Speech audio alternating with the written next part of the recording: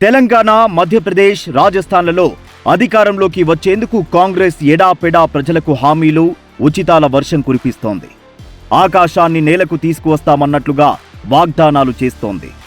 దాదాపు 6 దశాబ్దాలకు పైగా దేశంలోనూ ఇతర రాష్ట్రాల్లోనూ అధికారంలో ఉన్న కాంగ్రెస్ తన పరిపాలనలో పేదరికాన్ని ఏమాత్రం తగ్గించకపోగా ఇప్పుడు తమను తృణీకరించిన ప్రజల మెప్పు పొందడానికి నానా అగచాట్లు పడుతోంది.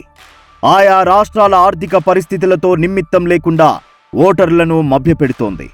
కేవలం ఉచితాలను వాగ్దానం చేసినందువల్లే కర్ణాటకలో అధికారంలోకి వచ్చిన కాంగ్రెస్ ప్రభుత్వాలు ఇప్పుడు ఆ హామీలు నిలబెట్టుకోలేకపోవడంతో పరిపాలన అస్తవ్యస్తంగా మారింది.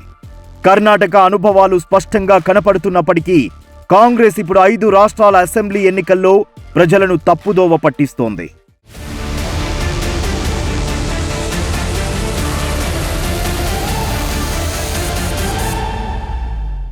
దేశంలో అతివేగంగా అభివృద్ధి చెందుతున్న 5 ఆర్థిక వ్యవస్థల్లో ఒకటైన కర్ణాటకలో కాంగ్రెస్ అధికారంలోకి వచ్చి ఏడాది పూర్తి కాకపోయినప్పటికీ ఆ పార్టీ దుష్పరిపాలనా ఫలితాలు ప్రజల అనుభవంలోకి వచ్చాయి. అధికారం కోసం ఇలా ఎడాపెడా వాగ్దానాలు చేస్తే వాటిని నిలబెట్టుకోవడానికి 50,000 కోట్లకు పైగా ఖర్చవుతుందని, మొత్తం ఆదాయంలో 22% ఉచితాలకే వ్యయమవుతుందని, ఆ డబ్బు ఎక్కడి నుంచి తెస్తారని పలువురు ఆర్థికవేత్తలు ప్రశ్నించినప్పటికీ కాంగ్రెస్ పెడచెవిన పెట్టింది. అధికారంలోకి రాగానే కాంగ్రెస్ ఈ ఉచితాలను అమలు పరచడానికి ఖజానాను ఖాళీ చేయడం మొదలుపెట్టింది. అయినప్పటికీ సరైన ప్రణాళికలు లేనందువల్ల తాను ప్రకటించిన వాగ్దానాలనే నిలబెట్టుకోలేని దుస్థితిలో పడింది. ఉదాహరణకు కర్ణాటక ప్రజలందరికీ అన్నభాగ్య పథకం క్రింద ఒక్కొక్కరికి 10 కిలోల బియ్యం ఇస్తామని వాగ్దానం చేసింది. నిజానికి కేంద్రం ఇప్పటికే ఒక్కొక్కరికి 5 కిలోల బియ్యం సరఫరా చేస్తోంది. అంటే మరో 5 కిలోల బియ్యమే రాష్ట్రం అదనంగా ఇవ్వాలి. కానీ బియ్యం ఎక్కడి నుంచి తెస్తామన్న ఆలోచన లేకుండా వాగ్దానం చేయడంతో ఈ పథకం సరిగ్గా సకాలంలో అమలు కావడం లేదు.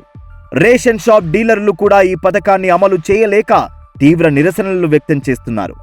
బియ్యం కావాలని అనేక రాష్ట్రాలను కర్ణాటక ప్రభుత్వం ప్రాధేయపడుతోంది. గత 2 నెలలుగా ఈ పథకానికి సంబంధించిన డబ్బు ప్రజలకు అందడం లేదు. గృహజ్యోతి క్రింద కర్ణాటకలో ప్రజలకు 200 యూనిట్ల చొప్పున ఉచిత విద్యుత్ అందిస్తామని కాంగ్రెస్ వాగ్దానం చేసింది.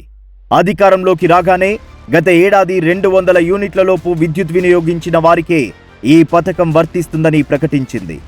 పైగా ఈ వాగ్దానం నిలబెట్టుకోవడం కోసం విద్యుత్ టారిఫ్ను యూనిట్కు ₹2.89 చొప్పున పెంచింది.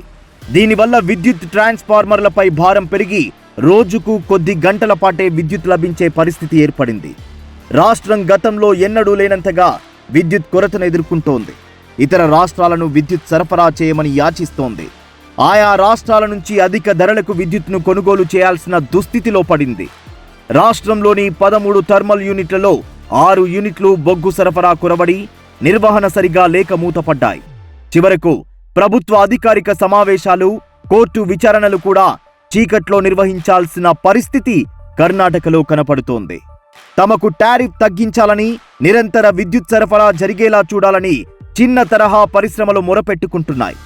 కరువు పరిస్థితులు తీవ్రమై కరువు పీడిత తాలూకాలు 62 నుంచి 216కు పెరిగాయి.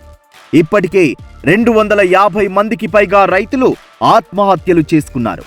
సకాలంలో కరువు జిల్లాలుగా ప్రకటించడంతో రైతులకు సహాయక చర్యలు అందడం లేదు. రిజర్వాయర్ల నుంచి పంటలకు విడుదల చేయకపోవడంతో రైతులు తీవ్ర నిరసనలు వ్యక్తం చేస్తున్నారు. ఈ ఏడాది పంటలు పండించడం మానుకోవాలని ఉప ముఖ్యమంత్రి డీకే శివకుమార్ రైతులకు ఉచిత సలహాలనిస్తున్నారు. ఇక నిరుద్యోగులైన గ్రాడ్యుయేట్లకు, డిప్లొమా హోల్డర్లకు నిరుద్యోగ భృతి కల్పిస్తామన్న వాగ్దానాన్ని కర్ణాటక ప్రభుత్వం ఇంతవరకు నిలబెట్టుకోలేదు. దీనితో తమను కాంగ్రెస్ వంచిందని యువత భావిస్తోంది.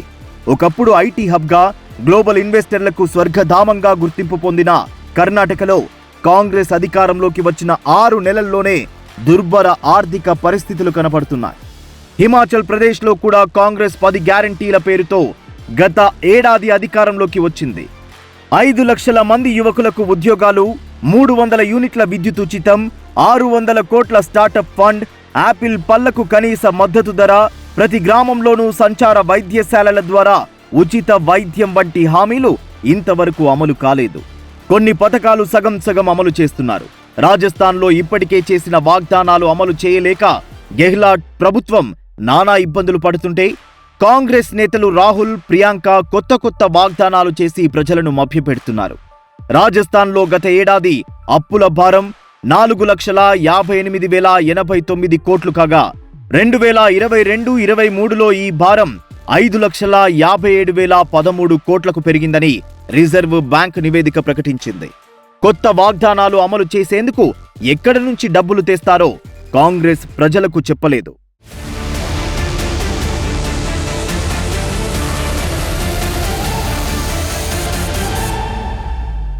కర్ణాటక, హిమాచల్, రాజస్థాన్లలో పరిస్థితులు ఇతర రాష్ట్రాలకు తెలియవని కాంగ్రెస్ అనుకున్నట్లు కనపడుతోంది. దీనితో కర్ణాటక బ్లూ ప్రింట్ను అమలు చేస్తామని ప్రగల్భాలు పలుకుతోంది. విచిత్రమేమంటే, తెలంగాణలో ప్రజలపై 6 లక్షల కోట్ల అప్పుల భారం ఉన్నదని, ప్రతి ఒక్క వ్యక్తిపై 1,40,000 అప్పు ఉందని కాంగ్రెస్ అధ్యక్షుడు మల్లికార్జున ఖర్గే స్వయంగా హైదరాబాద్లో ప్రకటించారు. కానీ అదే కాంగ్రెస్ ఇందిరమ్మ రాజ్యం తెస్తామంటూ ఎడాపెడా వాగ్దానాలు చేస్తోంది. తెలంగాణ రాష్ట్ర బడ్జెట్ 2.77 లక్షల కోట్లు అయితే, కాంగ్రెస్ ప్రకటిస్తున్న హామీల విలువే 3.50 లక్షల కోట్లకు చేరుకుంది. తెలంగాణలో కూడా కర్ణాటకలో మాదిరే 200 యూనిట్ల వరకు ఉచిత విద్యుత్, మహిళలకు ఉచిత బస్సు ప్రయాణం, ప్రతి నెలా మహిళలకు 2,000 చొప్పున నగదు, 500కే గ్యాస్ సిలిండర్, రైతులకు ఎకరానికి 15,000, వృద్ధులకు 4,000 చొప్పున పింఛను వంటి వాగ్దానాల వర్షం కురిపించారు. కేసీఆర్ ఇప్పటికే ఉచితాలు, కాళేశ్వరం ప్రాజెక్టుపై 1,00,000 కోట్లకు పైగా వృధా చేసి రాష్ట్ర ప్రజలకు తన దుష్పరిపాలన ప్రభావాన్ని చవిచూపించారు. 50,000 కోట్ల ఆర్థిక లోటుకు చేరుకున్న తెలంగాణలో కాంగ్రెస్ తన వాగ్దానాలు అమలు చేయడం ఎలా సాధ్యం చేయగలదు?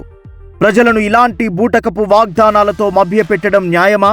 చిదంబరం వంటి ఆర్థిక నిపుణులైన ప్రజలకు లెక్కలు వివరిస్తే బాగుంటుంది.